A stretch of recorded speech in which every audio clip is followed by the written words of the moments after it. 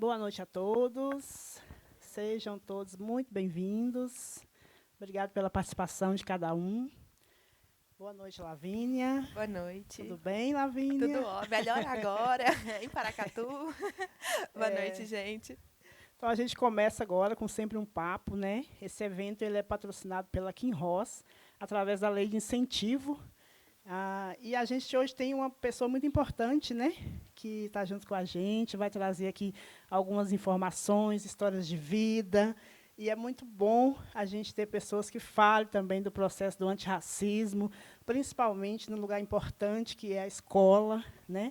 A Lavínia, ela é escritora desde muito jovem, professora de história e autora de diversos livros infantis e adultos, que é muito fantástico, e eu tive a oportunidade de conhecer. Fiquei muito empolgada, muito apaixonada pela história, pelo processo, pela dinâmica em que você traz, né, todo esse processo. Seja bem-vinda. Obrigada. Estou muito feliz de estar aqui. Não é a minha primeira vez em Paracatu.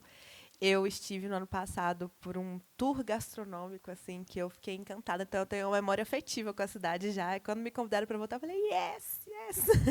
Então, muito obrigada por me receberem aqui. Estou muito empolgada. Falar de educação, falar de literatura e antirracismo, acho que, assim, eu poderia ficar dias e dias falando, porque são temas que me interessam muito, que afetam muito o meu trabalho e as pessoas que estão ao meu redor. Então, bora para bater papo. Vamos lá, vamos começar do começo, né, Lavínia? Queria que você falasse um pouco desse processo né, de ser escritora tão jovem. A gente sabe que você começou a escrever um livro a partir dos 11 anos, com 13 anos você teve aí o lançamento desse livro. Como que foi essa história? Como que foi essa iniciativa, né, nessa idade, para poder criar todo esse processo? Quem foi os maiores incentivadores? Só para saber, quem aqui que trabalha em educação? Trabalha em educação. Assim, falar da minha história da literatura é falar da minha história da educação. Porque eu publiquei, eu estava na escola, né? Eu escrevi o meu primeiro livro, eu estava na escola. E eu falo que eu sou aquele... que o pessoal do marketing brinca, um case de sucesso. Mas eu sou um case de sucesso que mostra a importância do casamento entre escola e família. A gente sabe, muitas vezes, a gente só de olhar para os nossos alunos, a gente já sabe que aluno tem estrutura familiar, base e aqueles que não são acompanhados por qualquer motivo, né, que seja. E eu fui esse caso, assim, de ter em casa muito apoio e de ter na escola também muito apoio. E quando eu tinha ali os meus 7 anos, né? A gente falava primeira série antes, né? Entrei na primeira série, no ensino fundamental 1. Eu tive a sorte de estar numa escola com uma bibliotecária muito consciente do trabalho dela. Então, ela estava sempre incentivando, sempre querendo os livros mais da moda, o que a gente gostava de ler, ela ia atrás, assim. Então, ela estava sempre ali motivando a gente. E, dentro da sala de aula, eu tive a sorte de ter uma professora de língua portuguesa também muito incentivadora na parte da escrita. Então, aquela coisa, aula de produção de texto, toda semana a gente tinha que escrever uma redação, entregar na semana que vem e tal.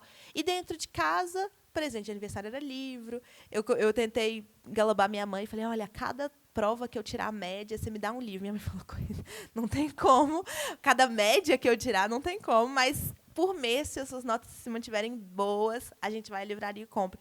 Então, era um projetinho, era toda uma experiência afetiva de ir à livraria com a minha mãe, olhar os livros, escolher um livro. Tinha toda essa pegada, assim.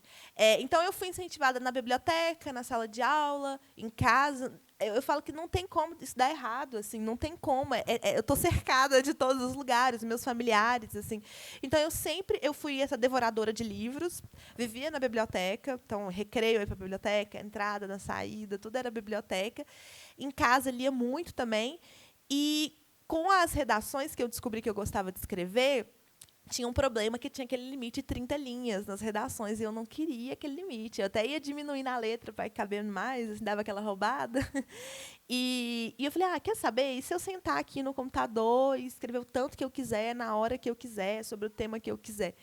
E aí surgiu o meu primeiro livro, chamado Um Amor em Barcelona. E eu morria de vergonha. Eu não sou uma pessoa tímida, eu não fui uma criança tímida também. Eu era criança da aula de teatro, Aparecida, assim, minha mãe até brinca, não sei como é que você sabe tão parecida. Mas nesse ponto me pegava, sabe? Eu acho que mostrar para o mundo aquilo que a gente escreve é mostrar muito, é revelar muito sobre o que você pensa sobre o mundo, sobre si, assim. Não sei se alguém que tem esse hábito de escrever ou de produzir arte de alguma forma. A arte diz muito sobre aquilo que a gente pensa. Então, eu tinha medo, assim, mas no início o meu medo era meus pais lerem. O meu livro chamava Um Amor em Barcelona, era um romance, eu só escrevia romance, eu só lia romance, nada fora da minha idade, mas eu tinha 11 anos. O meu medo era meus pais acharem que eu estava namorando na escola. E, ai, meu Deus. Então, assim, eu lembro que o computador era compartilhado, né? Aquele tubão branco, bem antigão. E tinha uma pasta, dentro dessa pasta tinha outra pasta, dentro dessa pasta que ficava escondido o livro, para eles não encontrarem. E eu tinha aquelas leitoras, as minhas fiéis escudeiras, né, que era a minha prima, primeiro. A gente chama leitor beta, né, aquele leitor que lê antes do livro sair, faz um test drive do livro. E depois que eu terminei de escrever, eu mostrei para minha amiga Mariana. E aí ela falou, olha, você vai ter que mostrar para sua mãe, não vai ter outro jeito. Você precisa mostrar para sua mãe, essa história vai virar um livro, você vai virar escritora e você vai ficar famosa. Eu falei, para. Porque, assim, qual que era a minha ideia de escritor, e talvez vocês tenham essa, ou pelo menos tiveram, que era uma ideia de um escritor bem mais velho, que às vezes já tinha morrido, uma foto em preto e branco num livro clássico. Era essa a minha ideia de escritor nacional, porque o que eu lia vinha de fora, traduzido, o livro jovem e tal. Livro nacional, a gente tinha essa pegada juvenil, era a coleção Vagalume, e os clássicos, né? E não tinha. A literatura nacional hoje é muito diferente, gente, muito diferente. Se a gente pegar os últimos 15 anos, a mudança é radical, radical. Vai numa Bienal. Se um dia vocês tiverem a oportunidade, uma Bienal de São Paulo, Rio, que são as maiores, é um evento jovem, é inacreditável. Os meninos gritam pelos escritores, parece que tem um astro de pop, rock, uma diva pop. Assim, é uma coisa, é inacreditável. Assim, você pensa, o que a literatura nacional virou? Jovem. E eu não tinha essa imagem, eu tinha uma imagem disso. Homens brancos, mais velhos, barbudos, fotos lá em preto e branco. Então, assim, era muito distante daquilo que eu escrevia. A gente fala de Machado de Assis, a gente sabe que Machado de Assis era negro hoje. Né? A gente não tinha essa referência no passado. E muitos até hoje não sabem, né, que Machado de Assis era um homem negro. Você falando da editora Vagalume, né? Uhum. Aí tá a Inês ali, que é da Escola Antônio Carlos. Eu me lembro bem que a gente ia, né, na biblioteca e só tinha essa condição mesmo de ver e de ter acesso. E era na escola ainda, né? Uhum. A gente não tinha acesso a bibliotecas, a outros espaços, né? Era o que existia para a gente. E formou muitos leitores, né? É uma coleção muito, muito importante. Eles estão reeditando. Pedro Bandeira, gente, a Droga da Obediência e coleção. Para mim, se mudou muito minha vida, até para sair dali só romance romântico, eu quero dizer. Entrei no romance policial e falei, caramba, eu gosto disso também. Então, assim, a referência era muito restrita. Hoje não. Hoje a gente tem muitas possibilidades. E aí eu tinha essa referência muito padronizada do que era ser escritor. Então, quando a minha amiga falou, eu não acreditei que poderia acontecer. E aí fui empurrada. Eu falo que eu fui empurrada pela minha amiga, pela minha prima, pela minha mãe. A minha mãe foi olhar quanto custaria publicar um livro. Eu não sei se vocês têm essa ideia. É muito caro publicar um livro de forma independente. Você bancando a publicação. Foi possível, porque O Amor em Barcelona é um livro fininho. Foi meu primeiro publicado, em 2010. Com a ajuda da família, aquela divide não sei quantas vezes, sabe? Bem essa coisa, assim. E aí, quando eu estava no 8º ano, aos 13, eu publiquei esse livro. E aí teve lançamento na livraria, tudo, assim. Foi uma mudança da minha vida mesmo, assim. Eu gosto de falar um pouco, porque a primeira quebra foi ali, eu virei escritora. Eu não tinha nada a ver com a ideia de escritor que eu tinha, mas eu queria me parecer com esses escritores. Geralmente, quando eu dou palestras na escola, falo muito para as crianças, assim, adolescentes. Olha a foto, aí eu mostro uma foto do lançamento do meu primeiro livro. São 2 lançamentos diferentes. Eu falo, o que vocês percebem que eu mudei em mim? E aí na hora eles falam, você alisou o cabelo. Nos 2 lançamentos, a primeira coisa que eu fiz foi ter alisado o meu cabelo, porque eu tinha uma ideia muito branca do que era ser um escritor. E eu achava que eu precisava me transformar para caber naquela ideia que eu tinha. E aí eu falo com os meninos, isso vai mudando aos poucos, até porque eles veem meu cabelo natural ao vivo, mas tem um processo aí. Mas foi um dia muito importante que eu, enfim, virei escritora e meus professores estavam lá, meus colegas estavam lá, minha família. Então, foi a mudança da minha vida mesmo. Sim, essa questão que você tocou agora é muito importante, né? E aí a gente fala um pouco desse processo da questão do antirracismo, né? Essa questão do cabelo, né? Como que foi para você esse processo? Nesse sentimento, né? Nesse pertencimento? Qual que foi o clique que você falou assim, não, espera aí que eu tenho que mostrar agora uma outra eu? Eu fui bolsista numa escola privada tradicional zona de Belo Horizonte, assim, a elite mineira vai estudar nessa escola. E isso afetou muito a minha autoimagem, assim. Eu queria me parecer com as meninas ali, então, brancas, cabelo liso, olhos claros, assim. Eu tenho uma pele clara, mas ela ficava muito escura perto das meninas, assim.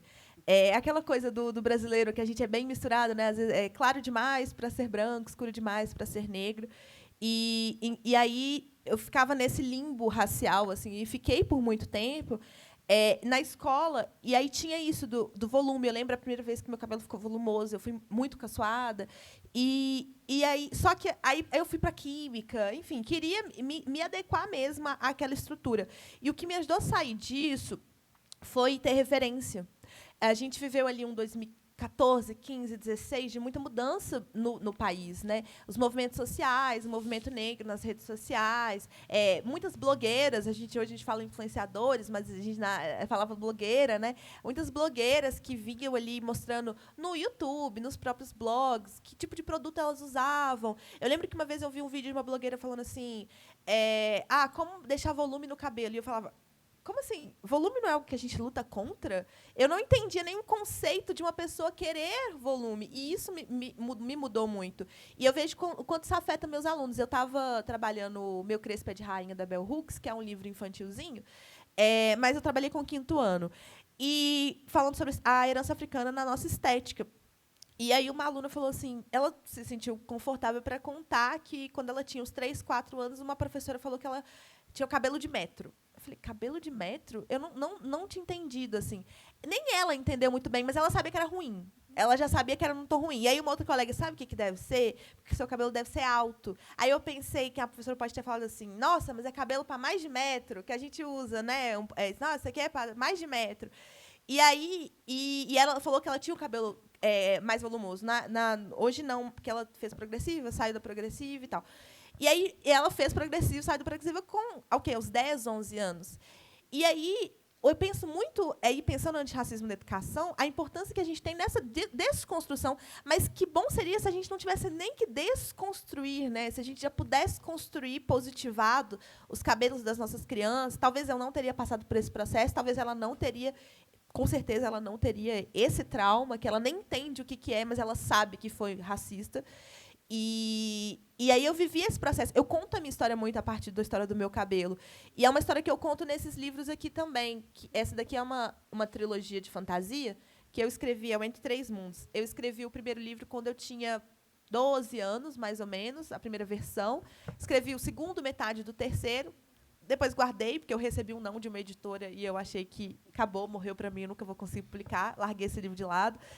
E aí depois eu reescrevi. E quando eu reescrevi, eu falei assim, eu quis trazer mais de mim para o livro, assim, quis me ver na capa de um livro, a minha cor, meu cabelo. E aí eu trouxe. Aí no primeiro livro a protagonista tem o cabelo preso.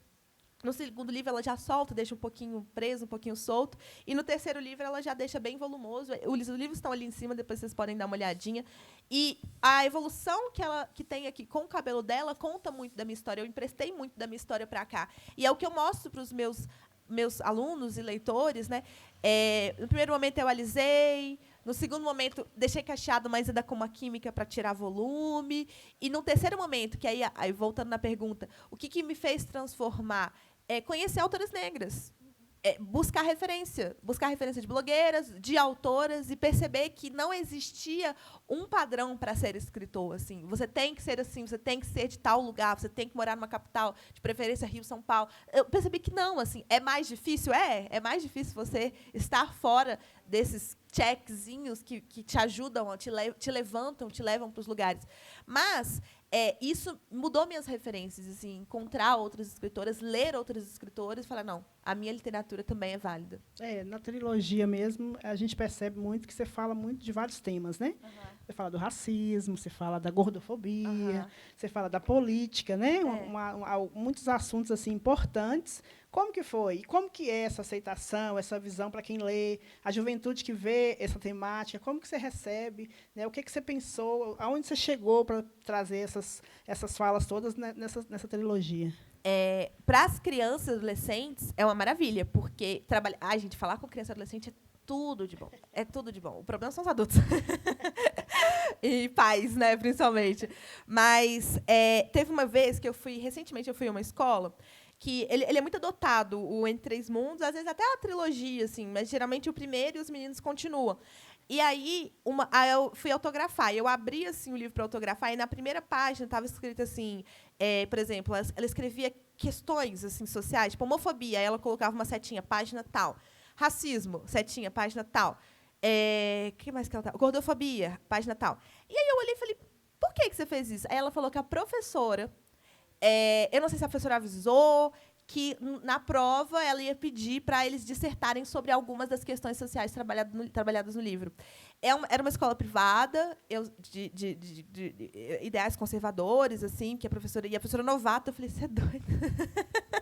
Eu sou professora também, sabe? Eu conheço. Ela falou, não, mas eu quis falar isso, eu quis trabalhar isso, porque foi o que ela leu e ela sentiu que ela precisava puxar. Só que, para as crianças e adolescentes, é muito comum falar sobre isso, assim, falar de uma protagonista negra, falar sobre o próprio corpo, enfim, trabalhar questões relevantes na sociedade, para eles é muito comum, porque para eles está muito é outra geração.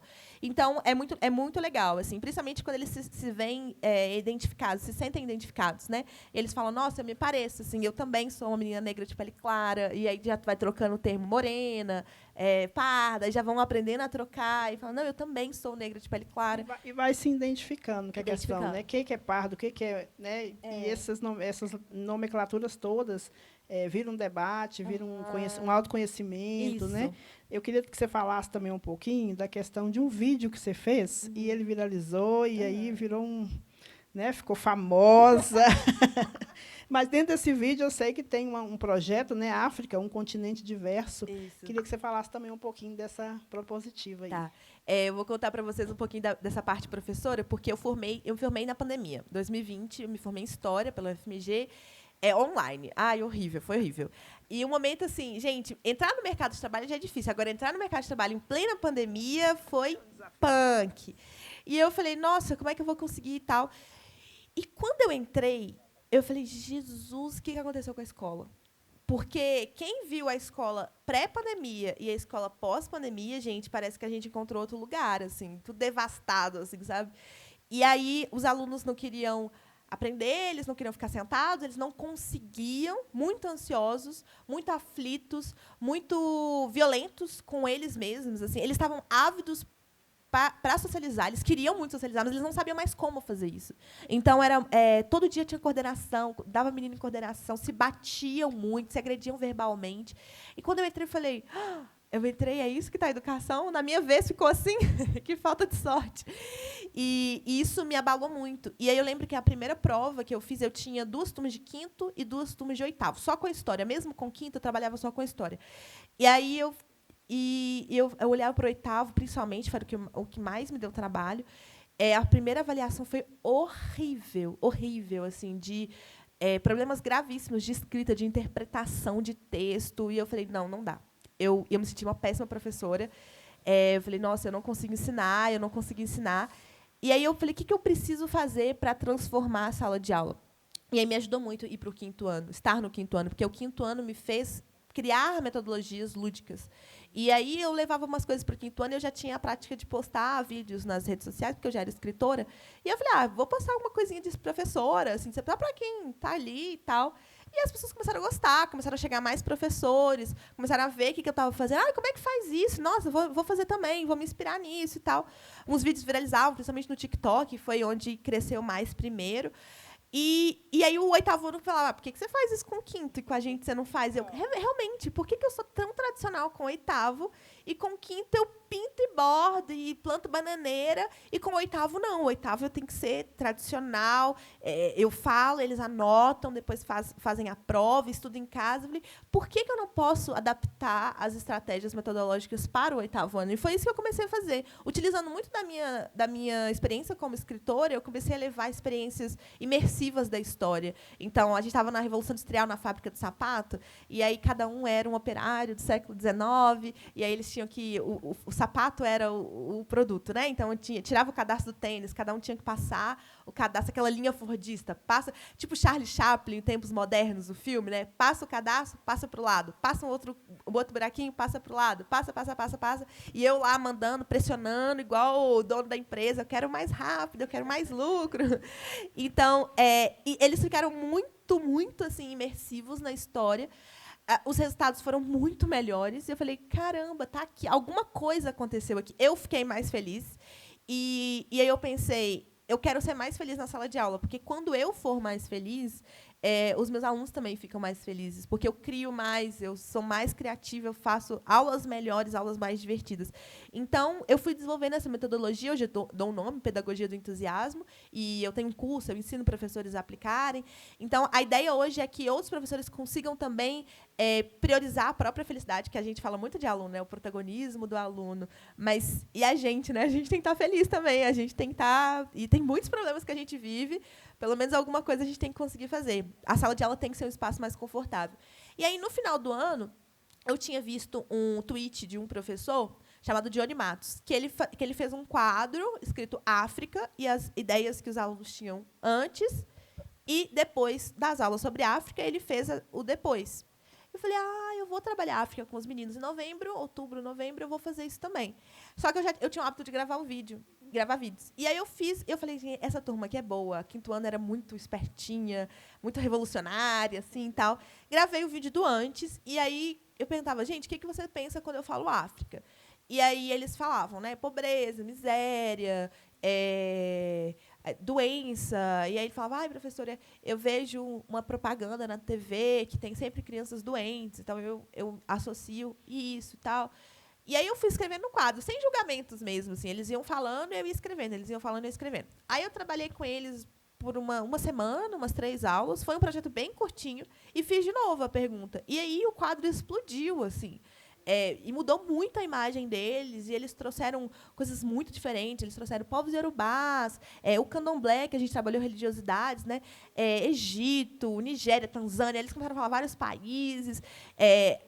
Antes tinham a ideia de África como um país, então, depois, eles começaram a ver a África como um lugar diverso. E eu falei, aconteceu alguma coisa aqui que mudou a minha ideia de educação, assim, me mostrou como a educação ela é revolucionária, ela é transformadora. E aí esse vídeo viralizou, assim, tipo, viralizou real, as pessoas famosas começaram a comentar, começaram a repostar, páginas grandes começaram a repostar. Aí foi a Globo fazer propaganda, fazer matéria com a gente lá dentro da sala, filmaram os meninos se sentiram assim, ai, meu Deus, melhor aula do ano. Aí fui para o Globo Repórter, e fantástico, a Malala esteve aqui, mostraram para a Malala. Então, assim, fui Provoca, fui para vários programas dar entrevista, mostrar um pouco sobre isso. E eu lembro que, quando eu fui dar entrevista no Provoca, o Marcelo Taz falava comigo assim, qual que é o segredo? E meu primeiro ano de sala de aula, segredo de quê? E ele, vocês mineirinhos, vocês são assim, vocês não entregam nada, vocês ficam escondendo as coisas, tem que ir comendo pelas beiradas, mas conta o segredo. Ele perguntou as 3 vezes ao longo da entrevista. Eu falei, eu não sei do que você está falando, não tem segredo nenhum, eu posto, é só olhar. Eu vou fazer a pergunta, mas eu acho que eu tenho que deixar um pouco para o público. Se for deixar, eu vou ficar perguntando aqui até amanhã, né? Mas eu queria saber, assim, essa turma, né? Como que foi, assim, o resultado quando veio esse processo todo, né, da fama, né? Porque o consciente já estava ali trabalhado. O que eles, assim, chegou num ponto de vocês fazer essa troca de como foi isso, né? O processo, até o processo do racismo mesmo, essa participação. Como que foi essa reação deles no final? Gente, foi uma validação externa, porque, assim, a gente que é professor, a gente sabe que santo de casa não faz milagre, né? E aí, quando vem alguém de fora validando o que aconteceu dentro, porque, assim, até internamente eles já tinham sacado, assim, até uma aluna falou no vídeo, professora, você lembra do quadro que a gente fez antes? Tinha só um pouquinho de coisa negativa, e olha como é que o quadro está agora. Eles perceberam o próprio processo. Aquilo, para mim, foi assim, incrível, eles entenderem. Mas quando aí veio TV, aí veio entrevista, aí veio o vídeo saído, e aí eles viram pessoas que eles admiram na internet compartilhando, e, caramba, um influenciador tal compartilhou. Como assim? A nossa alma, a nossa intimidade aqui. E aí, isso reverberou muito bem na cabeça deles, assim, essa ideia de conversar em casa. Por exemplo, a gente foi trabalhando conceitos de religiões de matriz africana. Eles, porque minha mãe falou isso, isso, isso, minha avó falou isso. Aí eu falei, não, não é bem assim. Então, eles começaram a levar, validou mesmo o que a gente aprendeu em sala, e eles começaram a levar essa mudança de percepção para dentro de casa e para fora. Assim. Foi uma experiência que mudou a minha vida e a vida deles com certeza também, porque é isso, né? Foi transformador na ideia, na concepção, mas também para fora. E eles, professora, você tá famosa? Eu falei, a gente tá e tal. Aí quando eu não mostro o rosto dos meus alunos por uma questão de segurança, enfim. Mas quando saiu na Globo, aí tem autorização de imagem dos pais, né? Então eles apareceram também.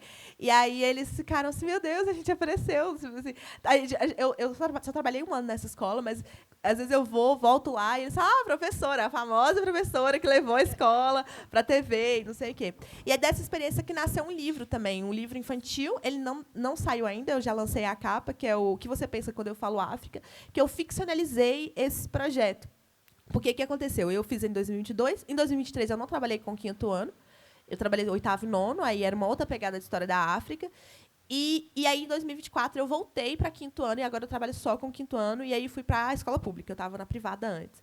E eu refiz esse projeto, mas eu ampliei esse projeto. Então, eu fiquei esse ano de maio a novembro trabalhando o África, um continente diverso, a partir de um livro que eu escrevi por causa do projeto. Então, assim, uma coisa, eu falei com você, né, que eu misturei muito a minha carreira de literatura com a educação, porque elas se conectam muito. Então, eu fiz um livro chamado Entre Corra e Pule, Aventuras Nada Virtuais pela África, que conta a história de 2 irmãos que caem dentro de um videogame sobre civilizações africanas, tipo o Jumanji, assim, essa pegada, assim. E aí cada fase, Egito Antigo, Império Kush, eles vão passando por uma civilização e eles precisam usar conhecimentos históricos para poder sair daquele videogame. E aí eu ampliei essa história, ampliei a história da África mais do que eu tinha trabalhado com o 5º ano em 2022. E aí lancei em 2023 esse livro, e em 2024 esse livro virou a base do projeto. Aí o livro virou a base do projeto e a gente trabalhava cada civilização. Assim, a gente lia o livro e, na aula, a gente vivenciava alguma coisa. Então, se no livro falava de mumificação, aí eu fazia mumificação com eles lá na hora, de brincadeirinha, usando papel higiênico, assim, nada assim. Mas a gente vivenciava as coisas. A gente falava dos povos iorubás, a gente fez esculturas de argila e tentando imitar as cabeças de bronze lá dos povos iorubás, hoje Nigéria, Togo, Benin. Então, a gente foi trabalhando muito mapa da África. No início, eu falava, gente, a gente vai viajar. Aí tinha um passaporte, cada aluno tinha um passaportezinho que eles fizeram de papel. A gente vai viajar. Para onde a gente vai viajar? Eles respondiam, para a África. Gente, para onde na África? A África é um continente, para onde? Aí eles falavam. Aí dava a semana seguinte, gente, para onde a gente vai viajar? Para a África. Gente, para onde a gente vai viajar na África?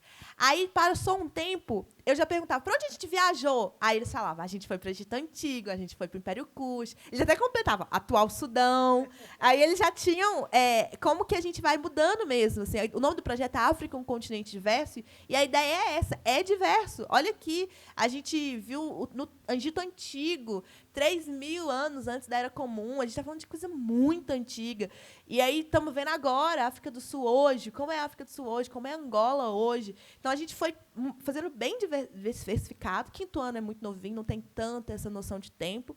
E aí, com esse projeto, como ele cresceu muito, eu já tinha a ideia de ficcionalizar essa experiência no livro infantil. Eu misturei as 2 aplicações do projeto, tanto 22 quanto 24, que eu já fiz o antes e depois também. Ficou mais ainda, porque foram 6 meses trabalhando. O quadro ficou ainda mais cheio de palavras. E aí o livro que chama O que você pensa quando eu falo África vai ser para criancinha, assim, um livro fininho, 32 páginas, contando a história de uma professora que leva as crianças para viajarem de avião pelo continente africano e tal. Então, e pergunta, né, para eles antes o que você pensa quando eu falo África, e depois pergunto de novo.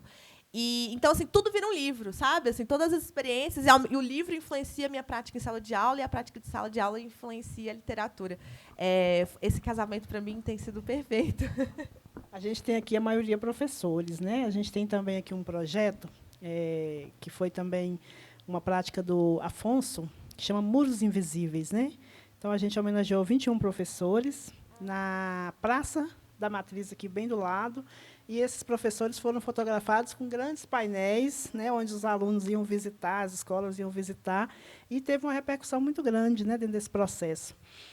E aí eu queria que você falasse um pouco desse processo do antirracismo na sala de aula, se teve professores, né, que teve essa busca. A gente sabe que hoje assim, a maior dificuldade que a gente tem dentro dessa questão antirracista é realmente o professor abraçar. Não são todos, claro, a gente tem grandes exceções, mas a gente tem professores que ainda têm uma dificuldade de falar da questão da religião de matriz africana, né, de falar de vários assuntos, e muitas vezes a gente não tem esse conteúdo dentro mesmo do estudo da história, né? Então, como que é essa prática do antirracismo dentro da sala de aula? Eu falo que são várias pontas desse problema.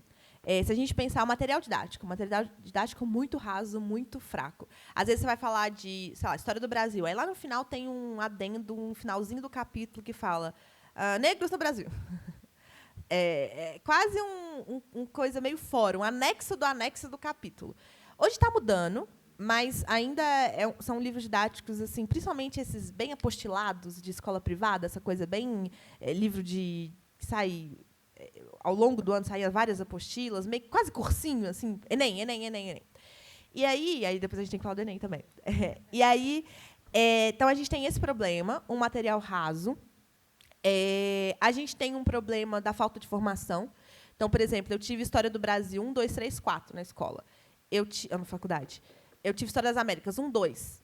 Eu tive História contemporânea, que é praticamente História europeia. 1, 2. História da África eu tive uma. E aí, uma História da África inteira, um continente inteiro, que tinham 2 professores que se revezavam. E aí uma professora era especialista em África pré-colonial e o outro professor era especialista na pós-colonial. E aí era isso. A gente, tipo assim, se você fizer um semestre, você pega um, se você fizer um semestre, você fica sem outro conteúdo. A gente precisava, no História da África, 2 para um dar o pré-colonial, o outro dar o pós-colonial. E eu lembro que eu ficava olhando e falei assim, quê? Eu não acredito nisso, eu quero os 2, sabe? Eu peguei a pós-colonial. Então, tudo que eu ensino hoje para o meu 5º ano, eu aprendi sozinha. E aí eu tive que correr atrás para aprender, para estudar, porque, no máximo, eu vi Egito em história antiga, que as pessoas tratam quase como se Egito não ficasse na África, né?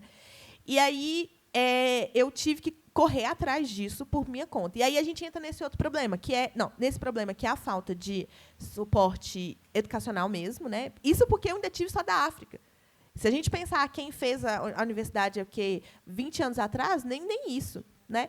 E eu marquei esse 20 anos atrás porque eu estou falando da Lei 10.639, que depois ela é de 2003, depois ela é atualizada pela 11.645 em 2008. O que diz essa lei? Que nós, professores da educação básica, de privadas ou públicas, nós somos obrigados a trabalhar a história africana, afro-brasileira, em todas as disciplinas, mas especialmente história, literatura e arte, mas em todas as disciplinas. E aí, depois ela é atualizada em 2008, trazendo os povos indígenas. Então, também temos que trabalhar a cultura e a história dos povos indígenas e a formação do Brasil a partir da perspectiva desses povos, os negros e os indígenas. E aí, é uma lei muito importante para nós, enquanto movimento negro, mas uma lei fraca no sentido de como trabalhar. Só está lá, tem que trabalhar. Então, a escola pode falar, então, se eu fizer um Novembro Negro, uma feira de consciência negra, está trabalhado? Só no novembro? Só em novembro? Ou abril fala de indígenas e novembro fala de negros, está trabalhado? Está trabalhado, de acordo. A lei não é muito clara nisso. Eu estava uma vez conversando com o pessoal na OAB de São Paulo, do pessoal que fez a lei. E ela falou, o mais difícil, a gente não consegue mexer, que é no currículo. Porque currículo é poder. Currículo é poder. Aquilo que a gente vai aprender de forma obrigatória curricular, que vai ter nos vestibulares, vai ter nas provas, nos concursos públicos, aquilo é poder, aquilo que determina. A gente nosso acesso à história europeia. E a brasileira a partir da história europeia. Então, por exemplo, a gente aprende a história do Brasil a partir da colonização, a partir da invasão portuguesa. E o que teve antes? Sabe? Isso é muito pesado para a gente. E aí ela falou o que a gente mais queria, a gente não conseguiu. Então, eu entendo a lei como um grande marco, mas ela ainda é pouco que a gente precisa. E aí, a gente tem... por isso que eu pensando, 20 anos para trás, as pessoas não tinham sequer o que eu tive, que é a história da África 1. E a gente tem um outro problema, então, que aí é hoje. A gente pensar nós, professores, que, olhando assim, eu, felizmente, trabalho em uma escola. Tenho 4 turmas de 5º ano. Mas a gente vai ver, a realidade do professor brasileiro é ter escola de manhã, de tarde, às vezes até à noite. E para o salário fechar, né, para fechar a conta no final do mês. E que horas que esse professor vai parar para sentar, estudar e fazer um curso e uma pós-graduação e complementar uma quantidade, sabe, assim, às vezes não é oferecido isso, às vezes não tem uma pessoa ali preocupada na secretaria, a gente está falando disso, uma pessoa ali na secretaria preocupada em fornecer essa capacitação. Tem uma pesquisa de Galedes com o Instituto Galedes com Alana, com o Instituto Alana, que saiu no passado, que 71% dos municípios brasileiros não cumprem a Lei 10.639. É muita gente não cumprindo. Isso quando sabem que existe a lei. Então, o que eu vejo hoje é que a lei é aplicada a partir de uma subjetividade. Eu me importo, eu aplico. Eu nem sei que existe. Isso não me traz consequência nenhuma. Então, essa é a dificuldade que a gente tem, de chegar lá, primeiro chegar lá, e depois sensibilizar, e depois ter um tempo e espaço tirado para poder estudar e se aprimorar, porque não adianta a gente passar a partir de um viés que vai ser assim, somos todos iguais, raso como um pires.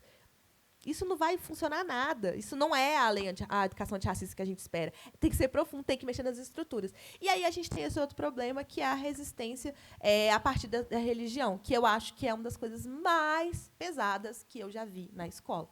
Eu trabalhei esse projeto, no último parte do livro trabalha a origem do mundo segundo os povos iorubás. Povos iorubás deram origem ao candomblé e à umbanda aqui no O culto aos orixás.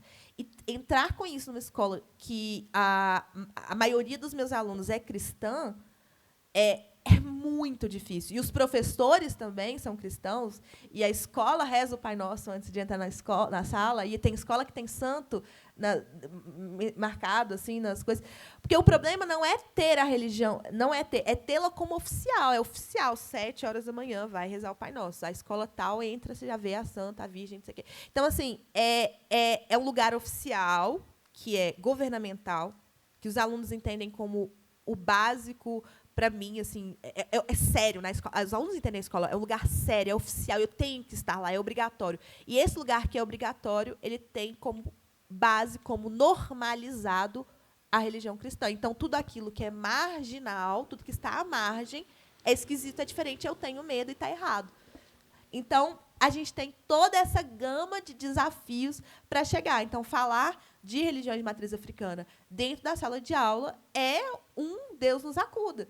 E aí, esse ano, de forma específica, eu tive uma aluna candomblessista dentro da sala que, assim, que tormento que era, porque era muito difícil, os alunos tinham medo, mas também tinham medo porque ela falava, vocês não vão me respeitar? Então, eu vou fazer vocês terem medo. E aí era uma briga constante. Então, ela era violentada de um lado, do outro ela respondia do jeito que ela dava, do jeito que ela tinha.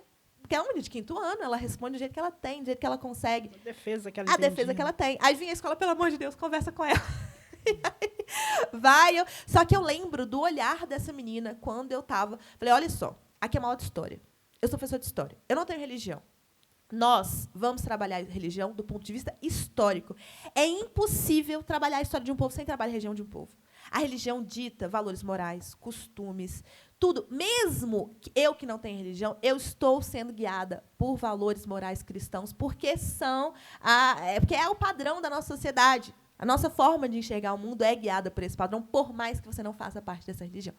Então, a gente tem que estudar. Como que a gente vai saber por que os egípcios mumificavam os corpos e devolviam o coração? Porque eles acreditavam que tinha vida após a morte, que eles iam precisar pesar o coração na balança, e se fosse mais leve que uma pena, eles teriam direito à vida eterna, no tribunal de Osíris. Eu preciso entender a religião para entender um costume egípcio. Eu preciso entender. Então, isso vale para todos os povos, todas as civilizações. Então, o que a gente vai fazer é, de longe, observar a religião. A sua crença está no seu coração. Ou, se você não tem, que eu tenho alunos também que não tinham crença. Se você não tem, ok. A prof não vai mexer, eu falo, a prof não vai mexer na sua religião, no que você acredita. Aqui a gente vai ver de fora, um olhar de longe. E aí, não é fácil assim, né, gente? Não foi aí depois tudo virou arco-íris, não.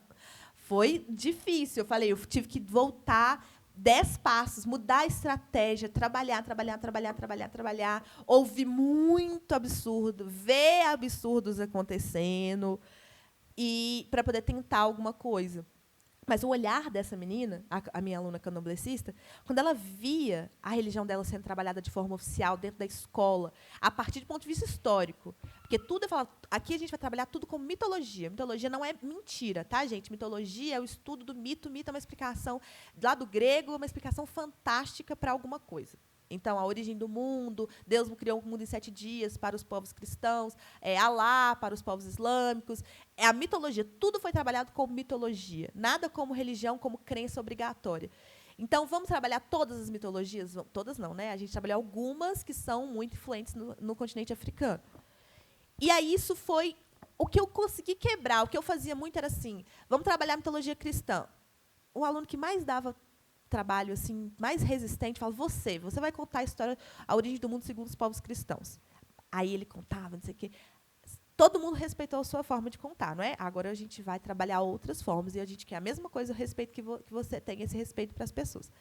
E assim, aí, entendeu? Vai trabalhando, amolecendo, a sua religião é sua, mas aí tem uma frase que eu trouxe uma campanha publicitária do Ministério de alguma coisa da Bahia, não sei qual, da cultura, do trabalho, não sei.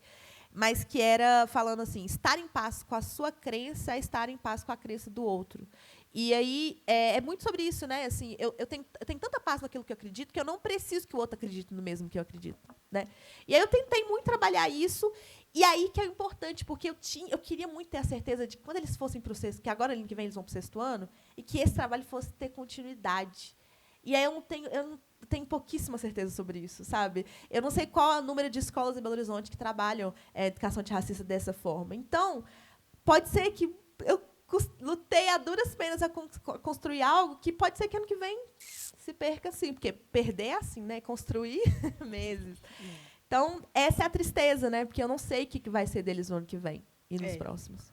Na verdade, assim, você falou do Enem, e o Enem foi um negócio muito interessante, porque quando a gente fez todo o paralelo de Paracatu no Enem, né, com essa temática que saiu esse ano, acabou que a gente ficou pesquisando, enquanto conselho, onde que a gente conseguia alcançar esse aluno que tirou média. E aí a gente viu alguns pontos muito positivos em escolas, em cursinhos, né? E aí eu fiquei aqui pensando, né? Eu participei de um encontro em Belo Horizonte que chama Quilombo Reconhece Quilombo. É um encontro muito fantástico, porque a gente pegou todo o pessoal da comunidade quilombola aqui, chegamos lá, tinha 300 comunidades quilombola.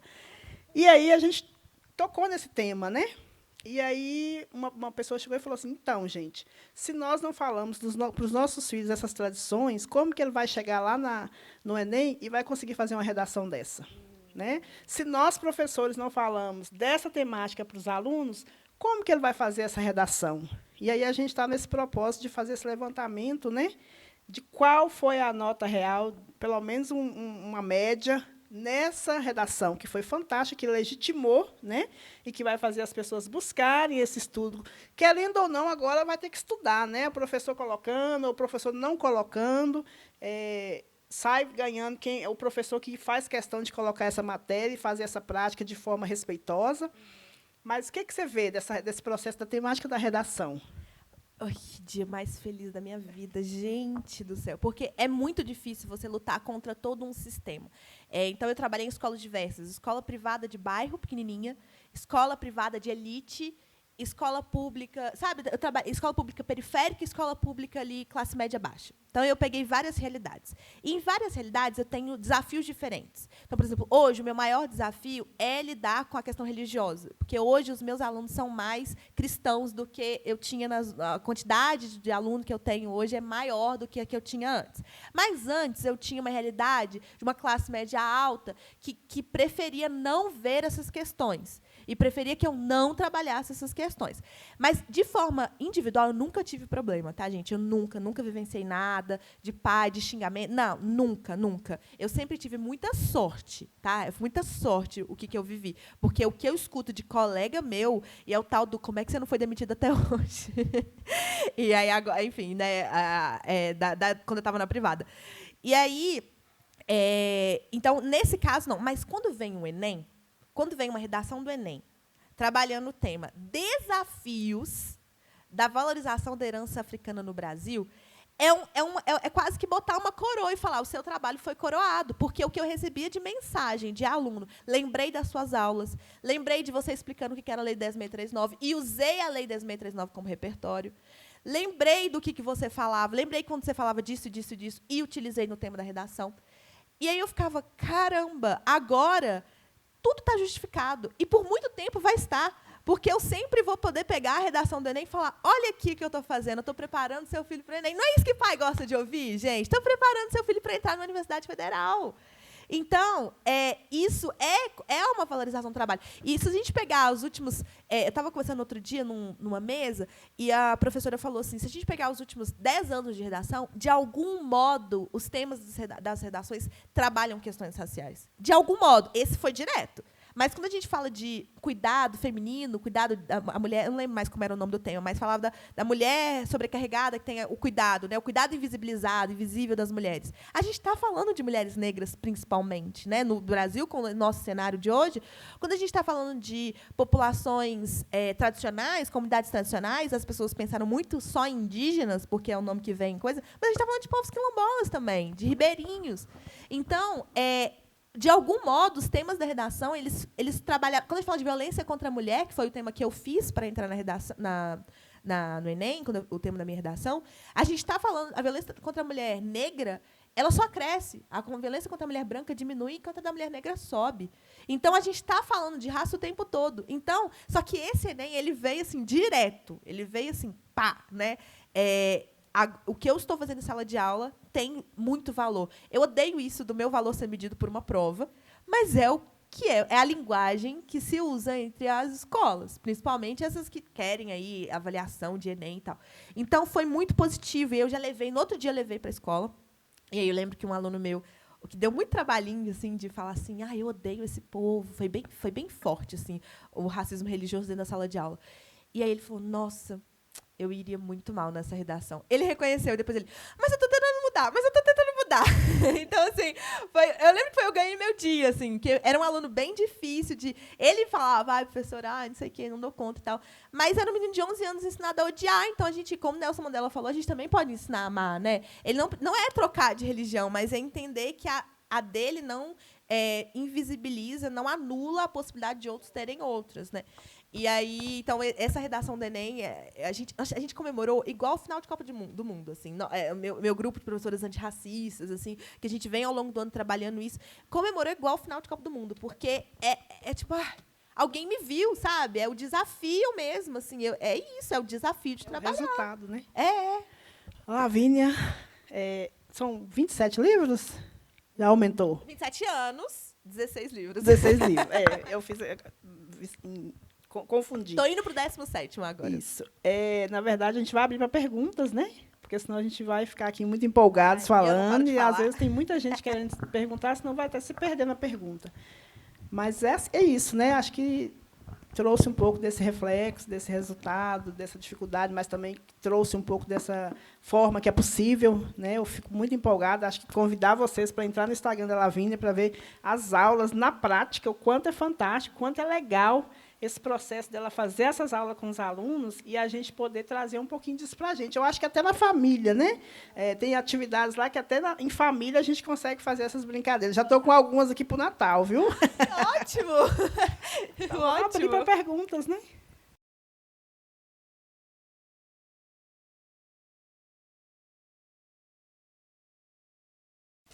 Boa noite.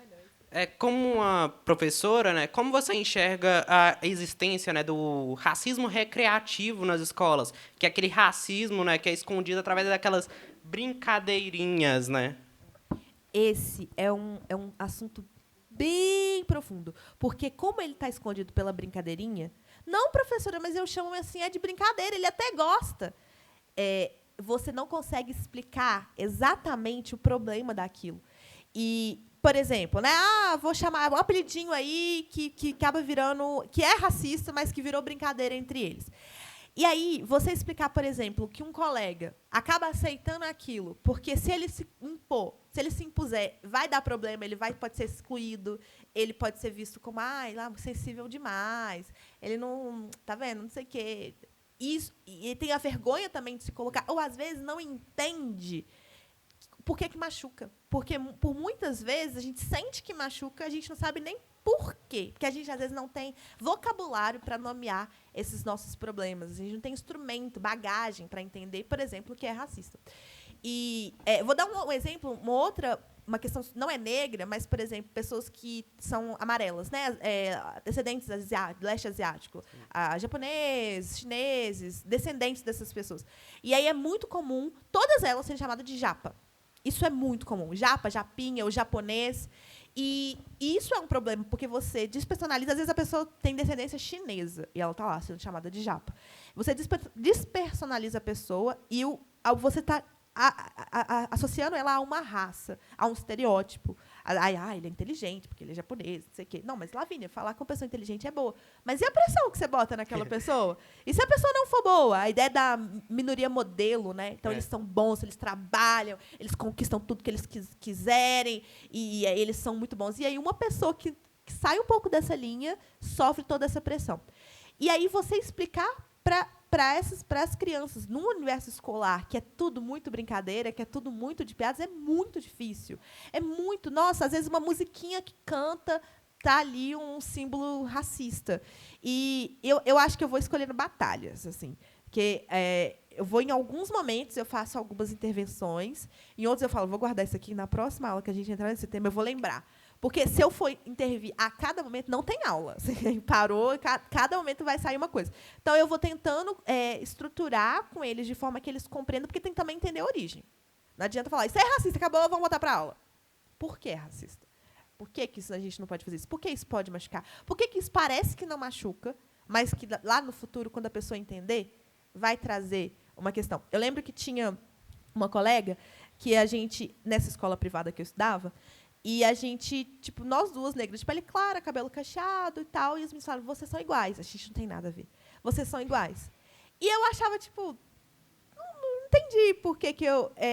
assim, na época, brincava, trocava e tal. Não achava que a gente se parecia, mas na época era uma brincadeira. E hoje eu entendo o quanto isso é desumanizante. Porque essa ideia de eles são iguais, isso afeta muitas pessoas negras. Inclusive, por exemplo, serem confundidas pela polícia. Tipo, ele prendeu o fulaninho de tal, porque alguém reconheceu ele como bandido que roubou não sei o que, não sei o que, não sei o que. Aí você vai ver qual que é a característica em comum, a raça. Então, como eu lá atrás, hoje eu compreendo o quanto é complexo eu ter a minha individualidade assim jogada de lado, porque eu era igual a menina, a gente só tinha em comum a raça. Então, outro exemplo, assim, eu lembro quando eu fui para fora do país, quando eu fui para a Europa uma vez, e as pessoas pegavam no meu cabelo, assim, tipo, eles achavam muito exótico. E aí eles queriam encostar e falavam, nossa, é diferente, é lindo. Eu achei o máximo quando eu tinha 13 anos. Porque eu tinha muitos problemas de autoestima com o meu cabelo. Inclusive, ele tinha química no momento, mas tinha os cachinhos na ponta. E eu falei, nossa, eu estou sendo valorizada por europeus. E aí, para a gente, né, o europeu está valorizando o seu cabelo. E hoje eu entendo, o meu cabelo ele era visto como exótico, estranho e como algo público. Porque você não encosta no corpo de alguém sem pedir permissão. O meu cabelo faz parte do meu corpo. Por que uma pessoa desconhecida na rua sentia no direito de pegar no meu cabelo e falar, é isso, aquilo? Então, tem hora que a gente não entende no momento. E aí eu vejo isso, eu me vejo muito nos meus alunos. Nem sempre eles vão entender o problema na hora. Então, tem toda uma sensibilização aos poucos. Eu fazia paralelos também, foi muito legal. Alunos desse ano já entendiam por que não usar índio e usar indígena. Índio é um termo pejorativo, colonizador, foi dado pelos colonizadores, e indígena significa povos originários. São sentidos diferentes. O índio é preguiçoso, não sei o quê. Colonizador deu esse nome, inclusive achou que estava chegando às Índias, né? Achou. E os indígenas têm esse nome, esse significado de povos originários. E aí, eles já chegaram entendendo isso. Já tinham vindo de outros anos. Aí que é bom ter uma educação antirracista que tem continuidade. Porque a outra professora já tinha explicado isso para eles, chegaram já entendendo. Então, para eu explicar por que a gente troca orientais por povos asiáticos, ou povos amarelos, ou povos leste-asiáticos, faz diferença. Por que trocar escravo por escravizado faz diferença? Porque eles já tinham o repertório do índio para o indígena. Eles já haviam. Tanto que o termo escravo, né, é um termo que, igual exatamente você falou, é um termo que não pode mais ser utilizado, né, porque é um termo que, quando você utiliza a palavra escravo, você já pressupõe que aquela pessoa já nasceu assim, já nasceu sendo uma pessoa escrava, sendo que ela foi escravizada. Exato. Exatamente. Pelo povo colonial. E quando eu explico isso para os alunos e faço essa relação com o índio indígena, fica tudo mais fácil. Então, às vezes, nem sempre eu interfiro diretamente em cada piadinha, em cada brincadeira. Mas aí, às vezes, eu utilizo a sensibilização do momento e quando eles menos esperam, estou eu lá atacando. Obrigada pela pergunta, eu gostei muito. Eu queria só contribuir com a questão do racismo recreativo, no sentido que a gente tem sempre essa pergunta. E é importante a gente fazer um dever de casa, e eu gosto muito de colocar nas minhas falas esse dever de casa, que às vezes você está numa roda, numa conversa. Eu já estive em vários encontros, né, com a temática na questão negra, étnico-racial. E aí, quando uma pessoa vai falar, esse fato aconteceu de verdade. Uma pessoa quilombola pediu a fala, uma senhora bem simples, e começou a falar, né, que ela era quilombola, que ela era uma mulher quilombola, que ela nem sabia que ela era quilombola, e que ela se achava feia, e que ela não sei o quê, que ela não sabia. Então, assim, aí isso ficou engraçado para as pessoas que estavam naquela roda de conversa, e começou a rir. Né? Aí eles começaram a rir e tal, não sei o quê, e ela continuou contando e rindo. Olha que racismo recreativo terrível. Né? E aí eu pedi a fala, falei, antes de ela terminar, a senhora podia deixar eu falar um pouquinho. E aí eu pedi para todo mundo que parasse de rir, porque não era engraçado. Né? E que toda vez que a gente tivesse uma ação daquele modelo, que a gente não achasse engraçado. E pedisse a palavra e parasse de achar engraçado aquela piada sem graça. Então, a gente faz sempre esse exercício. Sempre nos espaços que eu estou, eu peço para que as pessoas levem esse dever de casa para ir com eles, né, de não achar engraçado. Porque, às vezes, a pessoa vai contar um fato doloroso e vira engraçado. Né? Então, esse racismo é o pior recreativo. É quando a pessoa vai falar e a pessoa ainda acha engraçado também. Boa noite. Boa noite. Só complementando da Rose, o Gabriel Pensador fala que o racismo passa de pai para filho em forma de piada, que teria bem mais graça. E para você, sobre o casamento que você falou, de escrever e usar dentro da sala de aula, o que você acha da ideia de fazer uma série tipo o Harry Potter, direcionado para a desconstrução que é a principal da religião afro, para já aplicar e já pensando, tipo assim, já de pôr em questão de Enem, etc. Eu quero muito, muito fazer. Eu fiz esse primeiro do que você pensa quando eu falo África, mas aí daí eu já tive várias ideias, assim, porque é muito legal quando a gente estuda e a gente vê o quanto de África existe em tudo que a gente faz.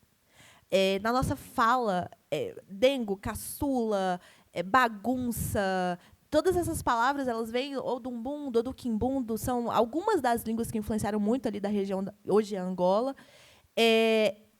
Por exemplo, a gente falar uma coisa, não vou, não, a gente nega 2 vezes, também tem a ver com religiões de matriz africana, com línguas de matriz africana. Quando a gente pensa, o nosso português é muito diferente do português de Portugal. Completamente diferente. Quase outra língua, a gente fala quase outra língua, né? E a gente tem muito essa coisa da consoante, vogal, consoante. Não, desculpa. Consoante, vogal, consoante. Então, por exemplo, eles falariam ritmo, português de Portugal, a gente fala ritmo. A gente faz questão, mesmo não tendo aquele i ali, a gente faz questão de pronunciar. Isso também tem essa origem. Então, a gente fala o que a gente veste. Tem um tecido muito famoso no Brasil, que é o samacaca. Provavelmente vocês já viram em algum lugar, principalmente na Bahia, é muito forte essa macaca. É um tecido, ele é mais conhecido no vermelho, preto e branco, são formas geométricas assim. Ele é do povo Mumuílo, no sul da Angola. E eu tenho roupa nesse tecido, levo para a aula, ensino para eles então, o que a gente veste, o que a gente fala, o que a gente escuta. Eu mostro muito para eles a questão do atabaque, as nossas batidas, o samba, o funk, tem muito dessa batida do tchu-tchá, vem dessa coisa do atabaque. O funk vem dos Estados Unidos, mas na hora que ele chegou no Brasil, ele se misturou e bebeu muito dessas heranças africanas. Então, os nossos penteados, a nossa forma de ver o mundo, a nossa cosmovisão é muito diferente. Então, então, uma coisa que eu amo, que os meninos se chocam, que é o portão. Você tá com sankofa aqui, olha, no seu vestido. Meu pai era serralheiro. Ah, pois é, ainda tem isso. No vestido dela é o sankofa, é esse coração, assim, parece um coração, mas, na verdade, ele simboliza um pássaro que está com os pés fincados no presente. Você tem a tatuagem?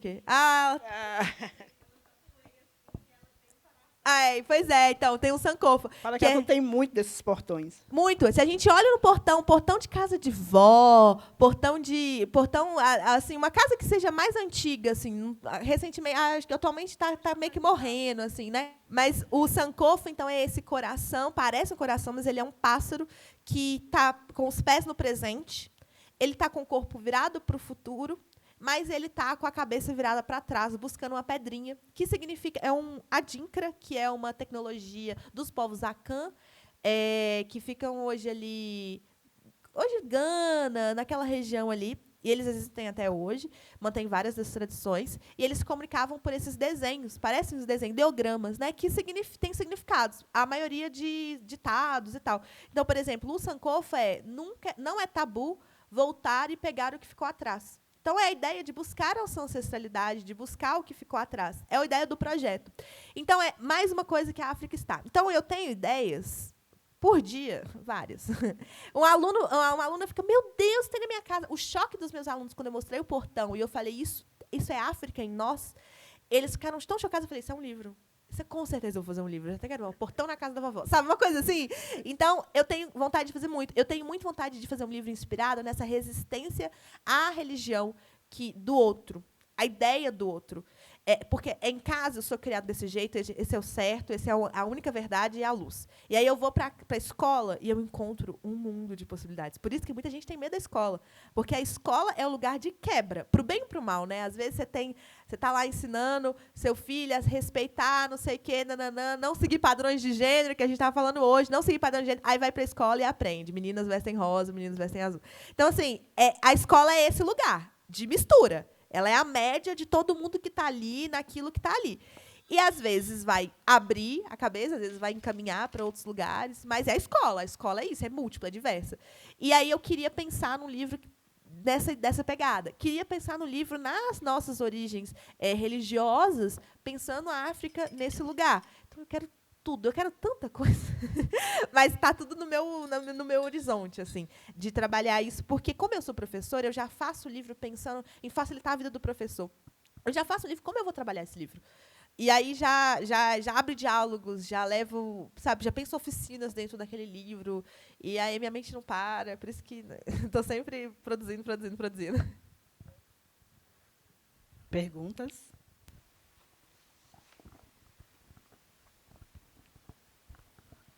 Boa noite. Boa noite. A gente, quando está na escola, né, até você falando aí dessa questão lá no particular ser apostilado e tal, o material, eu também passei por isso fazendo cursinho, enfim. Mas, mesmo assim, eu gostava de pegar a literatura assim, mais recomendada pelos professores e tive contato na aula de história, por exemplo, por meio da literatura do Cláudio Vicentino, né?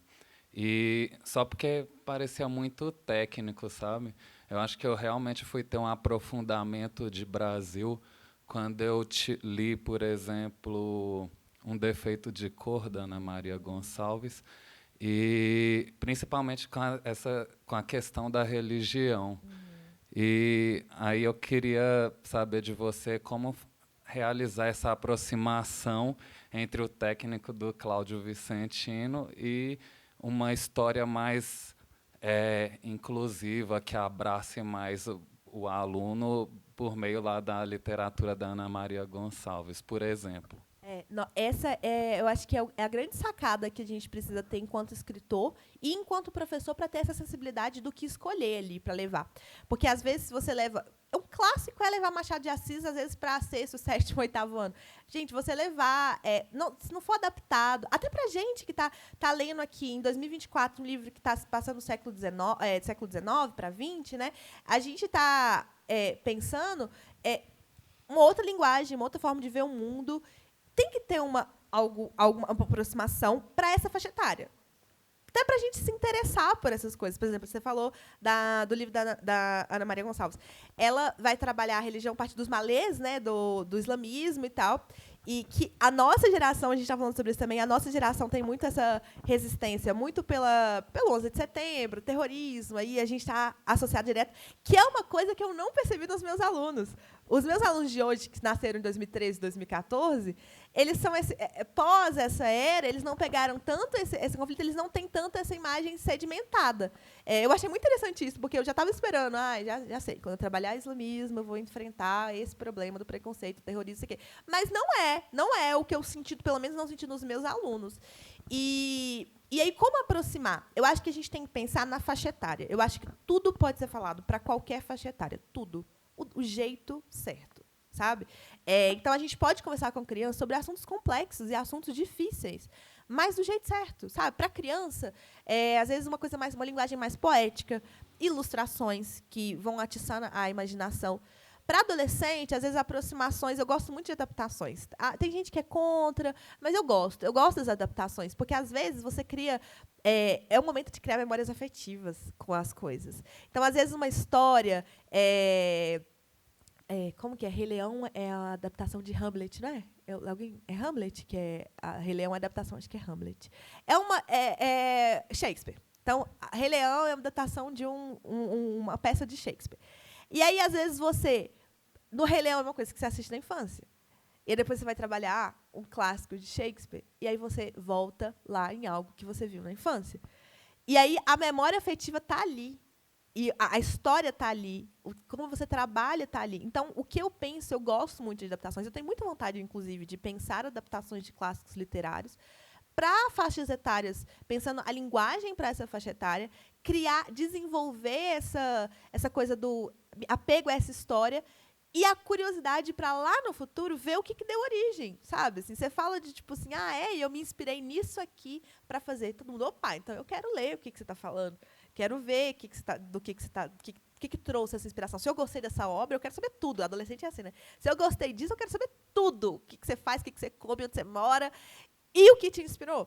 Então, a gente precisa pensar na linguagem. Uma vez eu li, e eu concordo muito, que a gente não começa ensinando matemática para os meninos por raiz quadrada.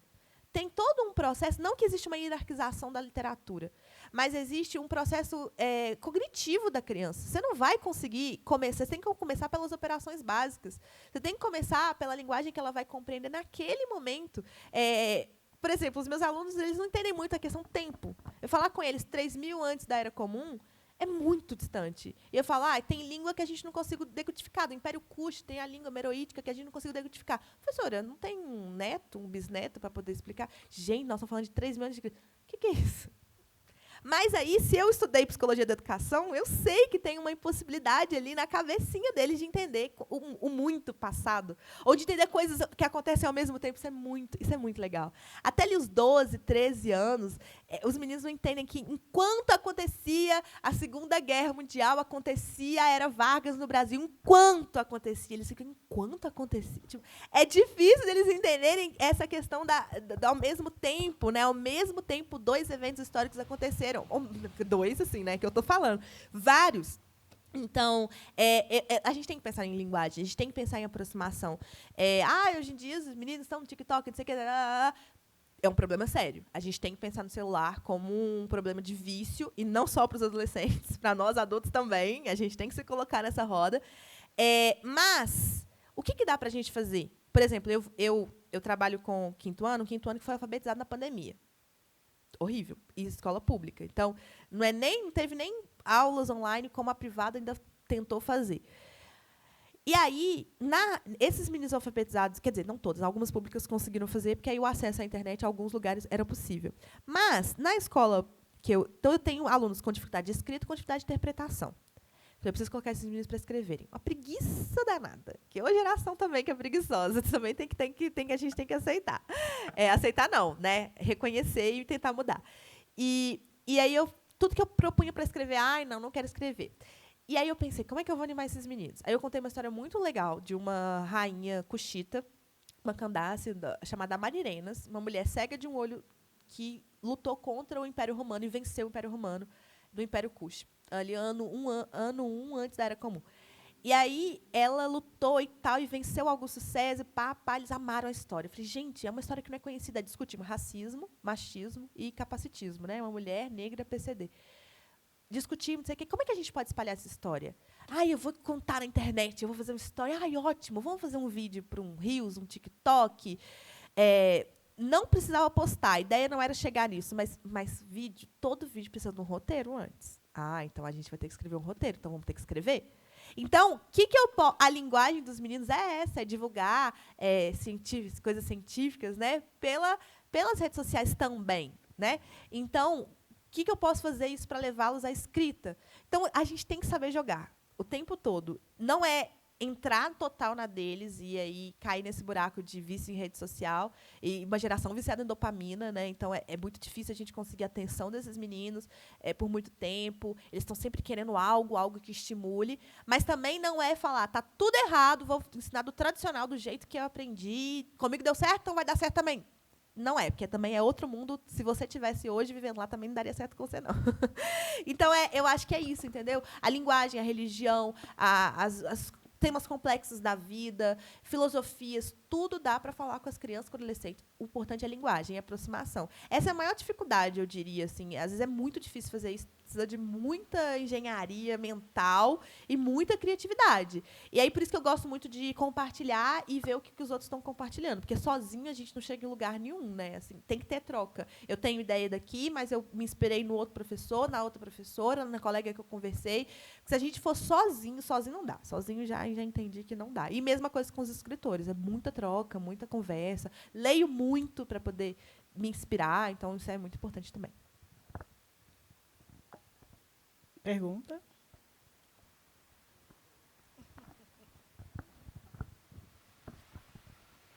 Aproveitando que você já estava, né, falando sobre o tema da necessidade atual dos alunos em dopamina, eu queria que você desse a sua opinião, né, sobre a existência hoje do TikTok, né? Que o TikTok hoje em dia é muito comparado com aquele experimento do ratinho, né? Que tinha eletrodos na cabeça, que de um lado tinha comida, podia ter relações sexuais, esse tipo de coisa. E do outro tinha apenas um pequeno botãozinho que, se ele apertasse, permitia com que ele liberasse dopamina dentro do cérebro dele. O que aconteceu? O ratinho ficou lá apertando até morrer.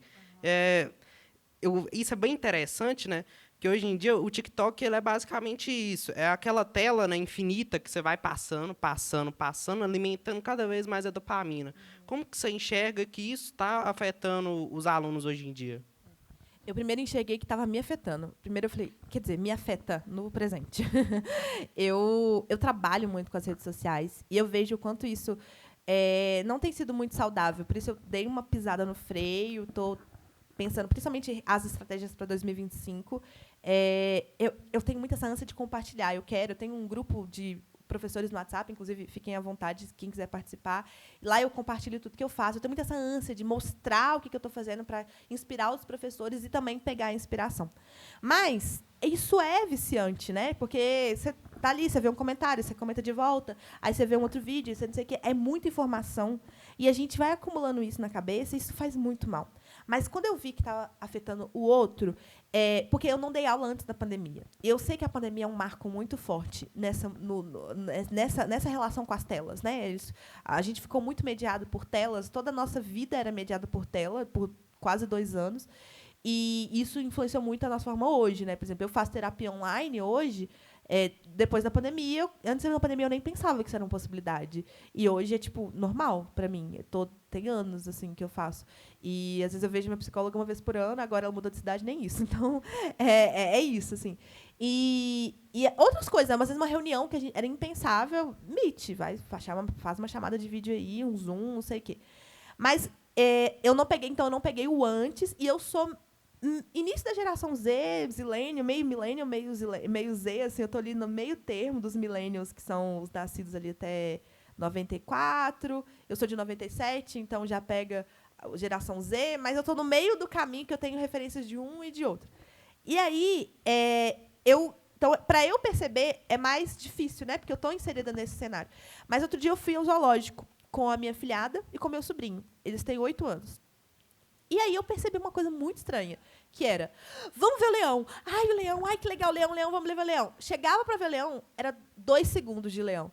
Ai, agora eu quero ver a girafa. O caminho até o animal era o que dava o estímulo para eles, a dopamina, né?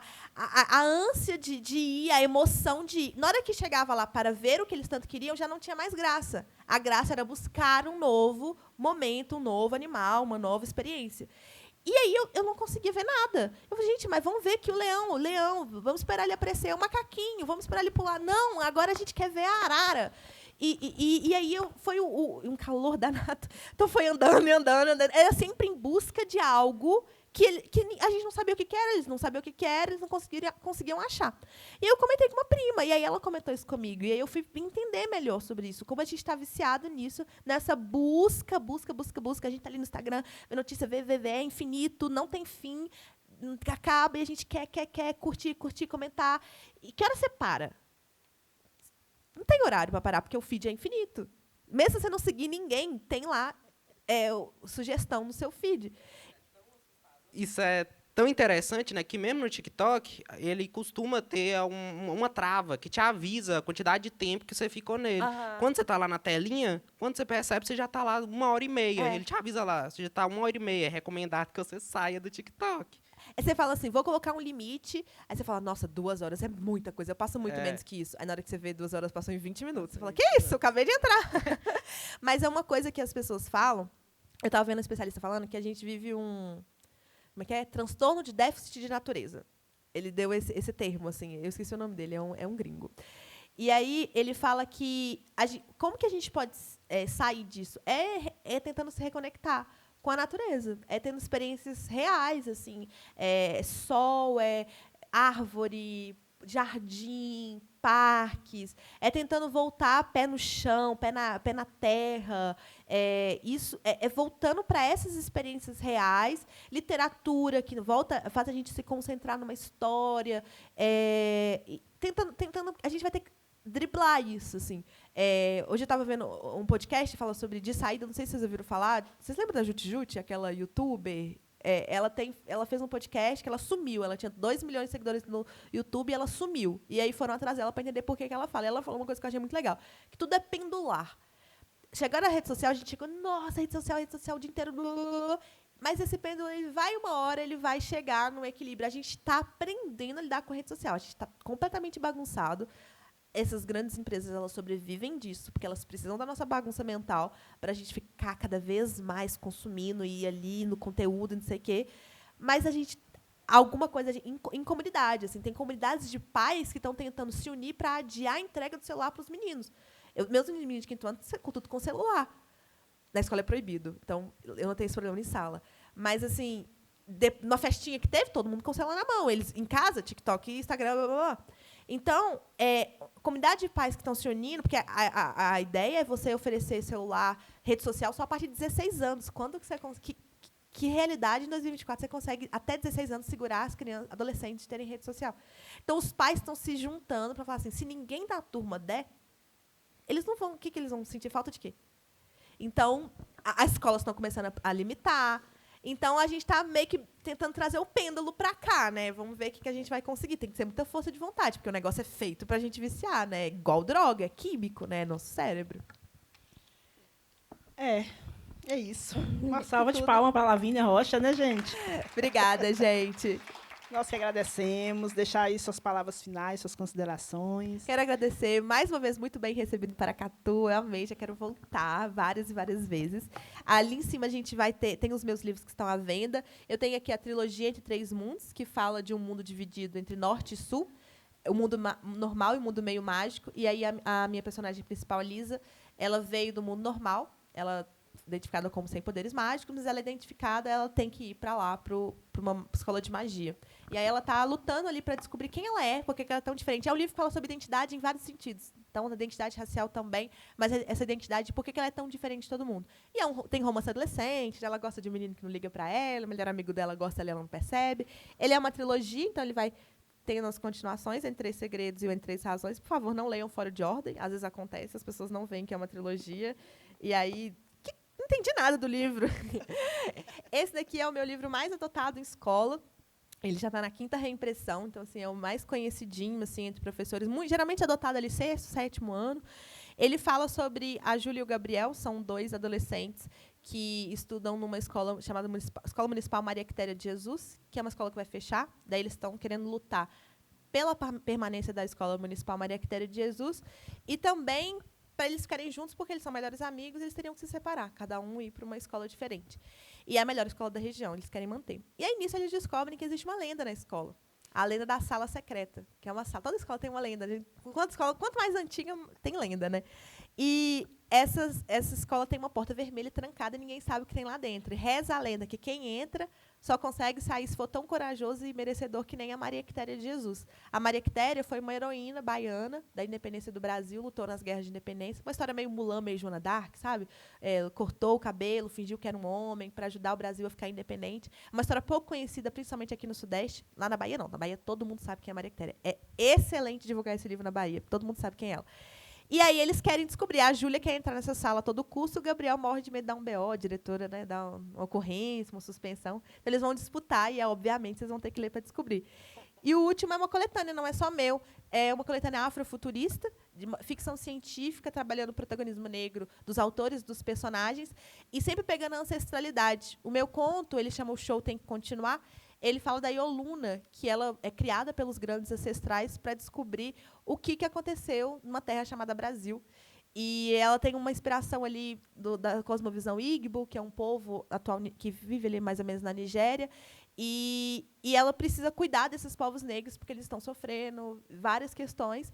E ela está indignada, mas também encantada com os códigos, porque tudo é feito em código, que os povos negros criaram, como o samba, a culinária. E ela precisa descobrir. E aí tem vários contos, gente. É muito legal, assim.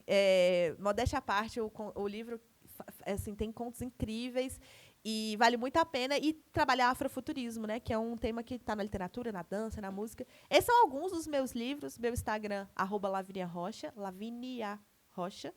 Meu site, laviniarocha.com.br. E aí tem todos os meus livros infantis. Tem outras editoras, enfim. Tá aí. Manda mensagem, se vocês lerem, fala o que vocês acharam. E eu vou autografar também. Eu já vi que algumas pessoas compraram, eu vou autografar. A gente vai realizar o autógrafo ali em cima, pertinho de onde a gente estava. A gente vai continuar, inclusive, vendendo os livros. Obrigada, viu, gente?